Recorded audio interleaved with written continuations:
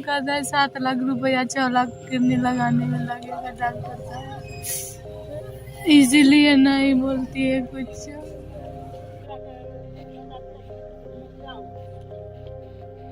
Social media वाला सब photo खींच के ले जाए छी ना, कुछ ना हमरा लेल करवावे छी।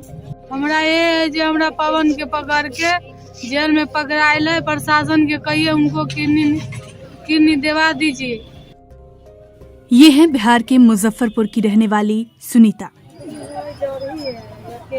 28 साल की सुनीता की दोनों किडनी नहीं है। सुनीता और उनके पति अखलू राम का कहना है कि पिछले साल सितंबर में वो पेट दर्द की शिकायत लेकर यहाँ बरियारपुर पंचायत स्थित एक क्लिनिक में गई थी। यहाँ बच्चेदानी का ऑपरेशन होना था, लेकिन सुनीता की किडनी ही निकाल ली गई।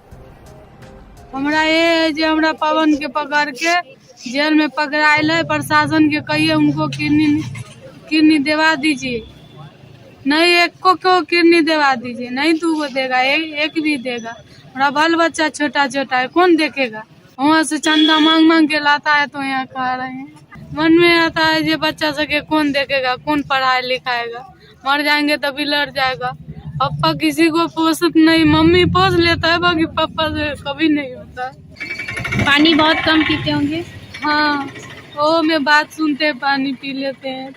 डॉक्टर साहब बोलते हैं, कहते हैं डायलिसिस पर कितना दिन जिएगा, किडनी लगवाइए तो कौन किडनी देगा जो लगाएंगे? पति को सेटे नहीं करता है तो किससे मांगे? स्थानीय थाने में सुनीता के परिवार ने एक एफआईआर दर्ज की है, जिसमें 4 नामजद अभियुक्त हैं। इसमें से सिर्फ पवन कुमार की गिरफ्तारी हुई है। मुजफ्फरपुर पुलिस अधीक्षक राकेश कुमार बीबीसी से बातचीत में कहते हैं, इस मामले में पवन की गिरफ्तारी हुई है, बाकी अभियुक्तों की गिरफ्तारी भी जल्द हो जाएगी। एफआईआर में जिस आरके सिंह का जिक्र है, उनके खिलाफ भी साक्ष्य मिले हैं। पवन कुमार के पास डॉक्टरी इलाज से संबंधित क्वालिफिकेशन नहीं है। उसने बिहार में ही किसी डॉक्टर के पास कंपाउंडर का काम किया था। इन अभियुक्तों में किसी का भी आपराधिक इतिहास नहीं रहा है। अब पिछले कुछ महीनों से सुनीता और उनके पति अस्पतालों के चक्कर पर चक्कर लगाने को मजबूर हैं। फिलहाल सुनीता मुजफ्फरपुर के SKMCH अस्पताल में भर्ती हैं। हफ्ते में उनके 3 डायलिसिस होते हैं। यहाँ भर्ती हुआ था, फिर यहाँ से फिर पढ़ने गए थे, फिर वहाँ से रख के 2 महीना इसके बाद फिर यहाँ भेज दिया। तो बोले इसको हम घर लेके जाते हैं, तो बोला घर लेके जाओगे तो मर जाएगी ये, तो वहाँ रहोगी तो जाओ घर पे रहना, तो अपना डायलिसिस करवाते रहना, जिंदा रहेगी जब तक रहेगी तब तक अपना डायलिसिस करवाते रहना।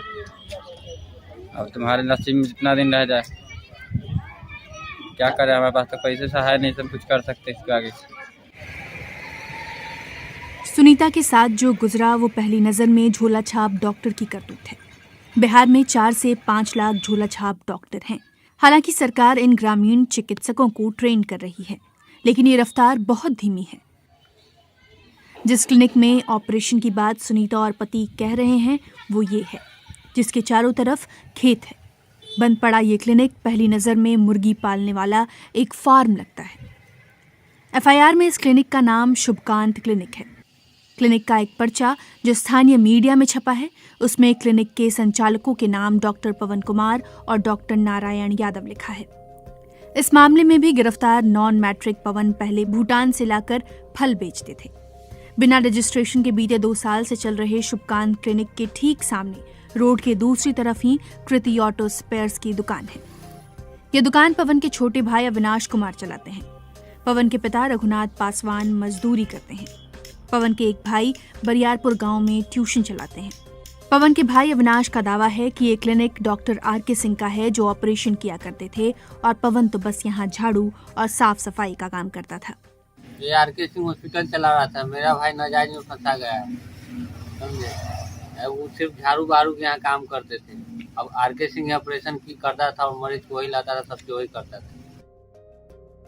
3 बच्चों की मां सुनीता की हालत अभी स्थिर है। SKMCH अस्पताल के अधीक्षक का कहना है कि ट्रांसप्लांट के लिए उन्हें किसी और अस्पताल में जाना होगा।